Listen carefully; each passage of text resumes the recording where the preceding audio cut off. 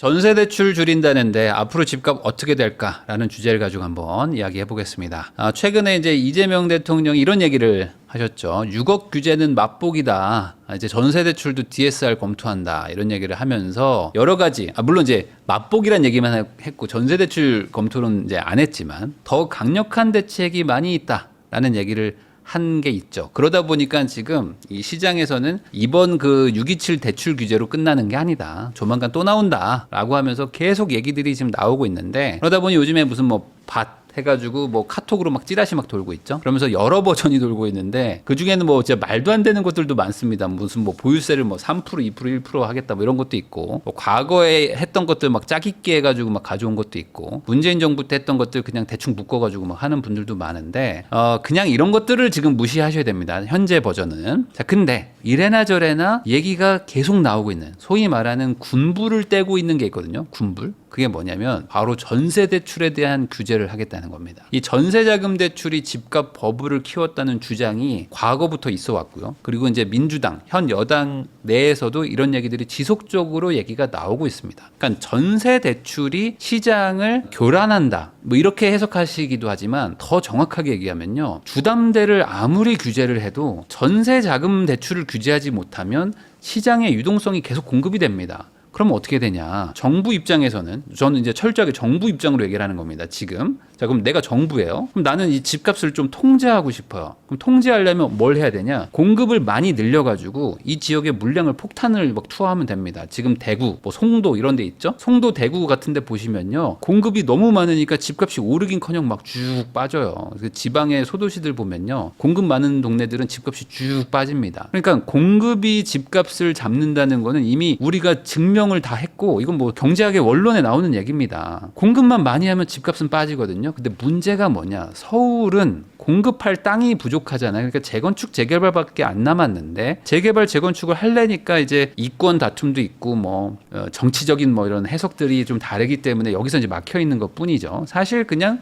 공급을 계속 때려 박으면 됩니다. 자, 근데 이게 안 되니까 어떻게 하냐? 이제는 대출 규제나 아니면 수요를 누르는 정책들을 할 수밖에 없잖아요. 그러니까 한마디로 돈을 막아버리면 어쨌든 사람들이 집을 못 삽니다. 그러니까 잠시 멈춤은 할 수 있어요. 일시정지할 수 있잖아요. 자, 그래서 주담대를 막아서 일시정지를 시키는 게 627 대책인데, 전세자금 대출을 받아가지고 전세를 올려주면서 들어가는 세입자들이 있으면 이거 어떡하지? 이쪽을 막을 수가 없네? 라는 그 논리가 과거부터 있어 왔어요. 자, 그래서 전세자금 대출이 집값 버블의 또 하나의 파트라는 얘기들이 나오고 있었는데, 이 부분을 이번에 조금 현 정부에서 좀 건드리려고 하는 게 아닌가라는 게 지금 얘기가 솔솔 나오고 있습니다. 자, 국정기획위원회죠. 그러니까 한마디로 인수위의 역할을 하는 건데, 이 국정기획위원회에서 공식적으로 지금 다루고 있습니다. 뭐냐면 임차인의 전세 대출을 DSR을 좀 적용해 보는 게 어떨까라는 얘기들을 지금 하고 있다고 합니다. 자, 그러면 임차인의 전세 대출을 DSR에 어떻게 반영한다는 거야? 자, 두 가지입니다. 원금 있죠, 원금. 자, 전세를 누가 이렇게 얻었을 거 아니에요? 그럼 전세를 얻은 그 원금은 임대인한테는 일종의 부채죠. 그러면 임대인의 부채에 이걸 반영을 해버리는 거야. 자, 그럼 어떻게 됩니까? 지금 해석이 좀 분분하지만 임대인이 사실상 이걸 상환을 해야 되니까 일종의 신용대출을 빌린 걸로 이거를 취급하면 어떨까라는 개념으로 지금 가는 것 같아요. 그러니까 지금 신용대출을 받으면 DSR에 포함을 시키거든요. 그러면 전세를 받으면 이걸 DSR에 반영하면 이게 지금 대출로 취급을 하는 거죠. 자, 두 번째로, 그럼 이자는 임차인이 내는 거니까 임차인이 그 대출을 받을 때 DSR에 포함을 시키자. 라는 식으로 지금 얘기들이 나오고 있다. 자, 지금 아까 제가 신용대출처럼 취급한다고 그랬잖아요. 이 신용대출 DSR 계산법이 복잡하다고 생각하시겠지만 지금 쉽게 얘기하면 이겁니다. 내가 1억을 빌렸어요. 그러면 10년에 나눠 갚는다. 라고 생각하시면 됩니다. 그러면 1억이니까 10년이면 1년에 1,000만 원씩 갚는 거죠. 1년에 원금을 1,000만 원씩 갚는다고 생각하고 DSR을 계산하는 거예요. DSR이 뭡니까? 내 소득 대비 1년에 원금과 이자를 갚는 총액을 가지고 이걸 비율을 따지는 거거든요. 그러니까 DSR 40%면 내 연봉의 40%만큼만 원금과 이자를 갚으라는 건데 신용대출은 10년으로 그냥 취급하는 거예요. 취급. 그러니까 어떻게 되냐? 신용대출을 받으면 이제 약간 그 주담대보다 훨씬 부담이 돼요. DSR은 연소득을 가지고 연간 원리금 상환액이니까 원금과 이자의 총합이란 말이죠. 근데 주담대를 30년에 갚아서 원금을 분리해서 내는 거랑 신용대출을 10년으로 간주해서 내는 거랑 자 그러면은 아주 단순히 얘기해도 주담대가 신용대출보다 3배는 더 빌릴 수 있겠죠. 똑같은 DSR을 적용을 받는다고 하더라도 원금을 30년에 쪼개내는 거랑 10년에 쪼개내는 거는 다른 거니까 그러니까 이런 식으로 만약에 적용을 한다 그러면 뭐 예를 들어 이 신용대출하고 똑같이 취급한다고 칩시다. 만약에 그러면 전세금을 원금을 만약에 10년에 상환한다고 하면 내가 전세를 5억을 받았어요. 그럼 어떻게 됩니까? 나는 매년 5천만 원씩 전세를 상환하는 식으로 간주하고 DSR을 적용한다? 그럼 이제 집주인이 주담대를 받기가 상당히 힘들어질 것이다. 전세를 준 임대인, 그러니까 소위 말하는 이제 2주택자들 있잖아요. 2주택자, 3주택자 뭐 이런 분들. 자, 그럼 그런 분들은 이제 전세를 막 한두 집을 줬을 거야. 아니면 뭐 내가 이제 빌라를 가지고 있고 나는 뭐 아파트에 살고 있고 이런 분들도 있잖아요. 오피스텔 가지고 있고 나는 뭐 아파트 살고 있고 이런 분들이 기존에 뭐 빌라나 오피스텔 아파트를 전세를 줘버리면 내가 사는 아파트는 또 실거주하려고 대출받는 경우가 있는데 이럴 때 이제 주담대에서 주담대 총액이 좀 내려가게 되는 그런 상황이 올 수도 있지 않을까. 신용대출처럼 취급한다면. 자, 그러면 이자는 어떻게 되냐? 이자는 임차인의 DSR에 포함을 한다는 걸로 지금 검토를 하고 있는 중이라는 얘기가 나왔습니다. 자, 그러면은 이제 저소득자나 무소득인 분들도 전세자금 대출을 받을 수가 있었거든요. 근데 이 부분이 이제 점점 더 힘들어지는 거죠. 그러면 이제는 어느 정도 전세 대출도 소득을 좀 따지겠다. 물론 이게 뭐 크진 않아가지고 거의 뭐 무소득이신 분들, 무직자인 분들을 좀 걸러내는 용도로 쓰지 않을까 싶긴 한데 어쨌든 지금보다는 전세 대출 받는 게 까다롭겠죠. 자, 그래서 지금 이 국정위에서 뭐라고 얘기가 나왔냐? 뭐 검토를 한번 해보긴 하고 있다. 그렇지만 내부적으로 지금 갑론을박이 많다. 아직 결정된 건 아무것도 없다라고 했습니다. 자, 왜 그러냐? 이게 시장에 영향을 미칠 거라는 거는 누구나 알고 있거든요. 이게 뭐 좋게 영향을 미치는 부분도 있겠지만 안 좋게 미치는 영향을 고려하지 않을 수가 없다. 자, 6.27 대책이 뭐였습니까? 이게 전세 주지 말고 실거주 하라는 거예요. 그러니까 최대한 너는 뭔가를 사면 실거주해. 네가 현금으로 전세 끼고 집 사는 거를 내가 막을 수는 없겠지만 네가 그렇게 전세 끼고 집 산다고 하면은 세입자가 전세자금 대출을 못 받게 할 거야. 뭐 네가 전세 끼고 집을 사는 게 아니라 만약에 주담대를 받고 대출을 받고 집을 산다면 6개월 안에 너 전입신고를 하게 만들 거야. 뭐 이런 식으로 어떻게든 전세는 주지 마라. 전세 주지 말고 실거주 좀 해. 라는 게 이번 6.27 대책의 뭐 큰 줄기라고 보시면 돼요. 자, 그러면 전세자금 대출을 줄이려는 의지가 여기서도 좀 느껴지긴 했거든요. 아, 이거 뭔가 전세자금 대출을 계속 막으려고 하네. 자, 그러면 만약에 이번에 전세대출을 DSR 적용을 하면 이것도 똑같은 거죠. 그러니까 이게 지금 어떤 기조가 똑같아요. 전세 주지 말고 실거주를 좀 해라. 그리고 전세 사는 분들도 좀 그 전세 좀 살지 마시고 반전세나 좀 월세로 사세요. 아니면 실거주 하시든지 뭐 이런 식으로 지금 간다는 거예요. 그러니까 반전세 월세 쪽으로 주실 분들, 그러니까 돈이 좀 많은 분들은 뭐 반전세 월세 주시고 아니면 들어가서 사세요. 그냥 대출 받아서 괜히 막 전월세 주고 그러지 말라고 이런 느낌이라고 보시면 됩니다. 자, 만약에 이게 되면 어떻게 될까요? 지금 부동산 시장에 들어가 있는 유동성, 소위 말하는 돈을 좀 빼내는 효과를 지금 보는 거거든요. 6.27 대책도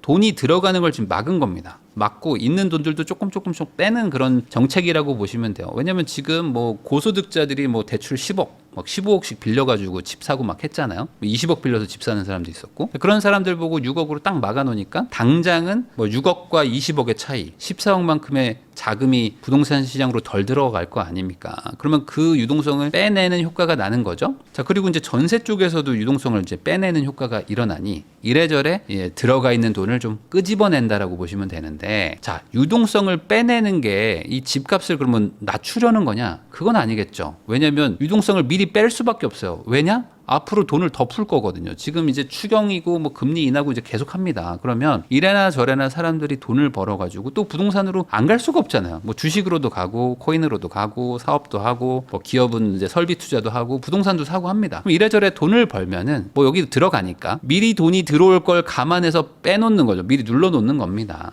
자, 그렇게 생각하시면 되는 거죠. 자, 그러면 이제 어떻게 되냐? 반전세가 늘어나고 월세화가 되면은 이제 특히 이제 고가 월세 있잖아요. 고가 월세. 고가 월세 쪽이 조금 골치가 아파집니다. 왜냐?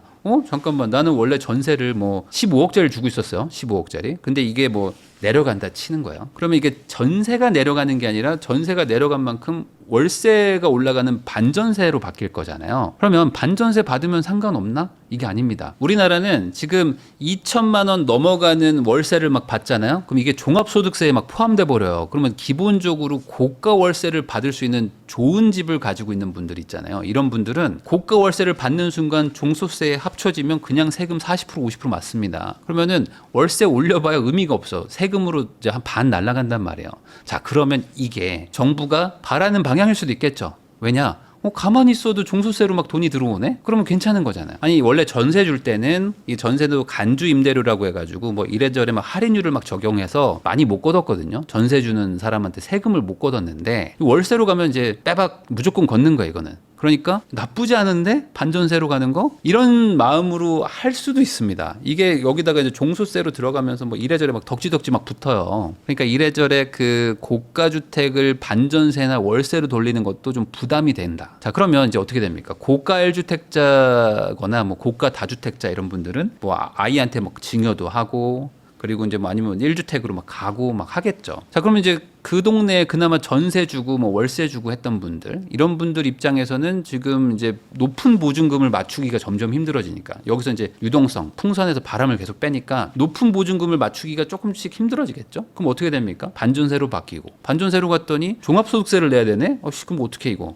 그럼 그냥 들어가 살자라고 하면서 전월세 매물이 사라지겠죠. 자, 그럼 이제 어떤 얘기를 하냐? 그럼 고가 주택들은 더 비싸지는 거 아닙니까? 뭐 이런 얘기들을 하실 수도 있는데 이것도 좀 애매합니다. 애매한 게 왜 그러냐? 지금 2026년 5월 9일부로 그러니까 1년 뒤죠. 1년 뒤로 다주택자 양도세 중과가 유예된 게 종료됩니다. 말이 좀 어려운데 다주택자들은 양도세를 원래 중과 맞습니다. 82.5%까지 막 양도세 중과 맞는데 그거를 연기시켜 준 게 26년 5월입니다. 근데 26년 5월에 연기시켜 준 게 끝나요. 끝나면 어떻게 됩니까? 이제 다시 중과가 되는 겁니다. 그러면 최대 82.5%까지 양도세가 다시 원상복구가 될 수도 있거든요. 지금 분위기라면 될 확률이 높겠죠. 자, 그러면 이제 내년까지 뭐 안 팔면은 뭐 양도세가 다시 늘어나. 그러면 이제 뭐 또 증여하든지 뭐 이제 겁나는 사람들은 이제 또 뭐 일부 팔던지 뭐 이렇게 하겠죠. 근데 만약에 여기서 보유세까지 높여버리면 이제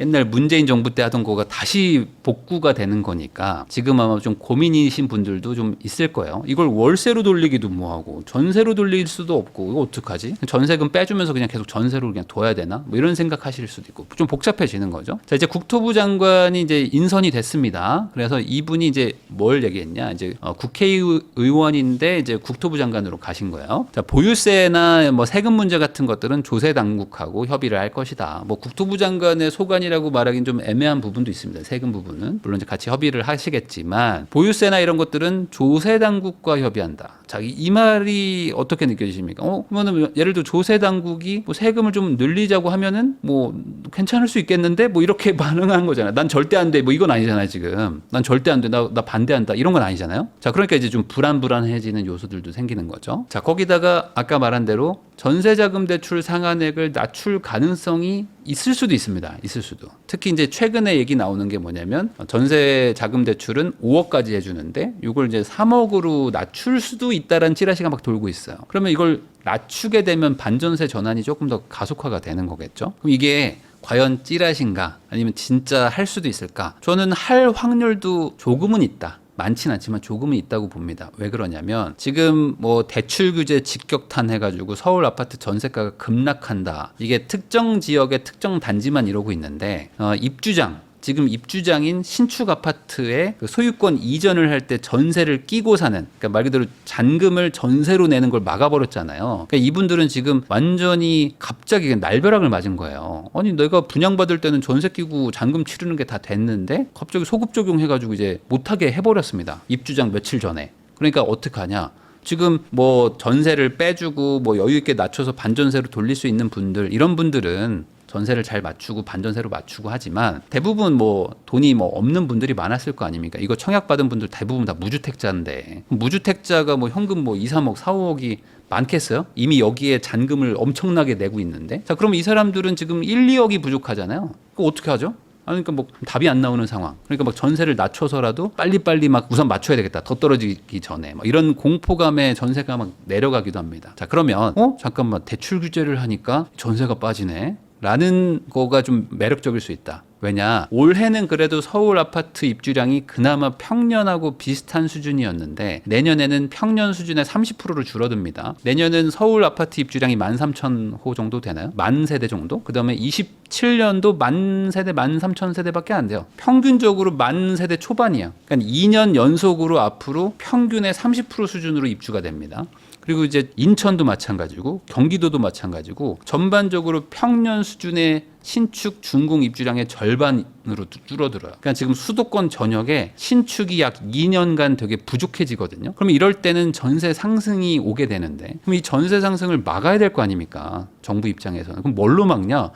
잠깐만 일로 들어가는 대출을 좀 막아야 되겠다. 그럼 전반적으로 전세가를 못 올릴 수 있지 않겠는가? 라는 이 유혹카드가 나올 수도 있겠다. 자, 물론 이게 정치적인 표 계산을 하면은 상당히 어렵습니다. 어려운데 이거를 하면서 잃는 표 그리고 이제 전세가 폭등하면서 나오는 잃는 표 이 둘 중에 뭐를 잡아야 될까라고 생각하면은 뭐 정부가 이제 표 계산을 좀 해보겠죠. 그래서 이게 지금 아직까지는 루머 단계지만 할 수도 있지 않을까 정도까지는 온 것 같기도 합니다. 자, 그럼 이렇게 하면 뭐 집값이 잡히냐? 뭐 그런 건 아니겠죠. 왜냐면 이제 잠깐 누를 수는 있겠죠. 어쨌든 돈줄을 막아버리면 지금 6.27 대책처럼 갑자기 돈줄이 끊기니까 어떻게 됩니까? 사람들이 뭘 살 수가 없잖아요. 뭘 할 수 없으니 그냥 멈추는 거죠. 멈추는 거니까 잠깐은 누르지만 결국에는 반전세든 월세든 뭐 답을 찾을 거 아니에요. 그러면 공급이 부족한 지역들, 인기 지역들은 반전세로 결국에는 어떻게든 돌릴 거고 그럼 반전세 돌리는 물건이면 월세가 비싸지니까 이제 임차인 입장에서는 전세자금 대출 받는 것보다는 조금 더 비싼 임대료를 낼 수밖에 없다. 그러면 그 동네 안 살면 되는데 또 사람이 또 그 동네에 살고 싶잖아요. 그러니까 어떻게 합니까? 또 그냥 좀 올려주고 살자. 뭐 잠깐 사는 건데 하면서 올려주겠죠. 자, 그래서 결국에 이 신규 공급이라는 게 많으면 뭐 대구나 이런 데처럼 대규모로 공급을 하면요. 전세도 빠지고 매매도 빠지고 월세도 빠지고 막 다 빠집니다. 가격은 공급으로 잡을 수 있거든요. 근데 공급이 반대로 안 된다. 그럼 어떻게 하냐? 그냥 아랫돌 빼가지고 윗돌 막는 거밖에는 안 되는 거죠. 잠깐 시간을 벌기다. 김윤덕 이제 장관 후보자죠. 이분이 이제 이런 얘기를 했습니다. 이제 공급을 늘릴 거다. 공급을 나는 늘릴 거고 규제 완화론자에 조금 더 맞다. 이런 언론들이 지금 기사가 많이 나오고 있습니다. 근데 공공의 이 기대와 이익에 부합해야 된다라는 또 단서를 좀 다셨어요. 이분도 그렇고 지금 이제 국토부 1차관으로 간 그 교수님도 그렇고 전반적으로 공급을 할 건데 약간 공공의 그 기대와 이익에 어느 정도는 좀 맞춰야 되지 않겠냐. 라는 그 기조가 있으신 분들입니다. 자, 그러면 이제 공급이 잘 돼야 될 거 아니에요. 그래서 지금 정부에서 얘기가 나오고 있는 게 뭐냐? 이 지분 적립형 주택 뭐 이런 것들이 다시 나오고 있습니다. 이게 이름이 항상 바뀌어서 여러분들이 뭐 새로운 건가? 라고 하실 수도 있지만 아닙니다. 이거 옛날에 다 나왔던 거예요. 그러니까 집값의 뭐 10%, 20%만 있으면 우선 집을 살 수 있고 그다음에 들어가서 뭐 천천히 지분을 뭐 인수하세요. 뭐 이런 겁니다. 뭐 그런 것들 과거에도 있었잖아요. 그러니까 이게 공공 분양이나 아니면 무슨 뭐 토지 임대 분야 뭐 이런 것들을 하면서 어떻게든 좀 처음에 싸게 그 집에 들어갈 수 있다. 요 개념으로 접근하는 거거든요. 근데 이게 잘 안 됐어요. 지금까지는 잘 안 됐습니다. 근데 이거를 또 할 것인가? 아니면은 이번에 좀 전향적으로 뭔가 방향을 바꿔가지고 뭔가 좀 용적률도 늘리고 뭐 민간의 공급을 많이 늘리고 뭐 전반적으로 그 재개발 재건축에 어떤 막혀 있는 것들을 막 풀어줄 테니까 대규모로 같이 공급해 봅시다. 뭐 이렇게 갈지 아직까지는 공식적인 의견은 안 나왔지만. 현재 버전은 오늘까지의 버전은 그냥 지분 적립형으로 좀 가자. 공공 분양으로 좀 가자. 이런 식의 얘기들이 나오고는 있다. 자, 시장이 원하는 공급을 해주면은 사람들의 심리가 좀 눌릴 수도 있습니다. 왜냐면 뭐 항상 그런 거 아니겠습니까? 이제 기대감이 있으면 그래 잠깐 좀 참을 수 있지라고 생각할 수 있는데, 기대감이 이제 실망으로 바뀌면 야, 더 늦기 전에 나라도 먼저 잡아야겠다라는 마음으로 갑자기 눌려있던 그게 막 터질 수도 있거든요. 그래서 저는 5년 뒤에 대규모 물량이 나온다. 그러니까 뭐 당장 2, 3년 뒤는 모르겠고 한 5년 뒤, 6년 뒤라도 대규모로 엄청 많이 나온다라는 느낌을 줄 수 있으면 그래도 좀 뭐 사람들이 좀 참아볼 수 있는데, 근데 이게 뭐 5년 안에도 안 될 것 같아 뭐 이런 마음이면은 오히려 이제 더 늦기 전에 사야 돼 라는 그 돌변하게 만들 수도 있거든요. 그래서 지금은 현 상황을 좀 이성적으로 판단하면 이렇게 했죠. 집값이 안정됐습니다라고 말할 수는 없습니다. 말할 수는 없고 살 수 없게 놨다가 맞겠죠. 현재는 집을 살려고 했던 분들이 갑자기 집을 못 사네. 나 어떡하지? 우선은 잠깐 상황 좀 봐야겠다 라고 해놨는데, 여기서 이제 공급 대책이 그 기대감을 충족을 시켜주면 그럼 나 좀 기다려 볼게요. 전세 살겠습니다 할 거고, 기대감을 충족을 못 시켜주면은 저 빨리 돈 만들어서 오겠습니다 라고 할 수밖에 없죠. 이거를 과거에도 우리가 안 했던 건 아니잖아요. 해봤잖아요, 이거는. 자, 그래서 지금 항상 말하지만, 제가 뭐 몇 년째 말하고 있지만, 똘똘한 한 채라는 정책의 실패, 이거를 빨리 인정을 해야 되는데, 이 인정을 하지 못하는 게 현재 그 많은 분들의 그 의견입니다. 똘똘한 한 채가 뭐가 문제인데, 사람은 한 채 사가지고 실거주 하라니까? 근데 이게 돌고 돌아서 이 시장에 많은 문제들을 일으키고 있거든요. 그러니까 이게 정의라고 생각하는 순간 문제 해결이 안 되죠. 왜냐면 이게 문제의 핵심인데 이게 문제라고 생각 안 하니까요. 그럼 이걸 풀고, 지금 주택 시장에 꼬여 있는 것들이 엄청나게 많은데, 이런 것들도 저는 현 정부가 국회와 이제 협력만 하면 순식간에 다 풀 수 있거든요. 그래서 저는 지금 지지율도 높고, 뭐 지금 국회도 다 지금 민주당이고, 대통령도 지금 완전 임기 초에 가장 강력할 때 꼬여 있는 것들 한번 싹 풀고 가면 좋겠다. 근데 이게 가능할 거냐 아니냐, 이 부분이 아직까지는 결론은 안 났다. 근데 이게 방향을 살짝만 만약에 잘못 틀잖아요. 그러면 이제 과거처럼 야 이거 안 되겠다, 나 지금이라도 사야겠다라는 식으로 사람들 수요가 다시 폭발할 수도 있거든요. 자, 여러분들은 어떻게 될 것 같으신가요? 이번에 가능할 것 같은지, 이 꼬여 있는 거 풀릴 것 같은지, 아니면 안 풀릴 것 같은지, 여러분들이 좀 댓글을 남겨주시면 감사할 것 같습니다. 아직은 지켜볼 수 있다. 다만 시간이 얼마 남지 않았다.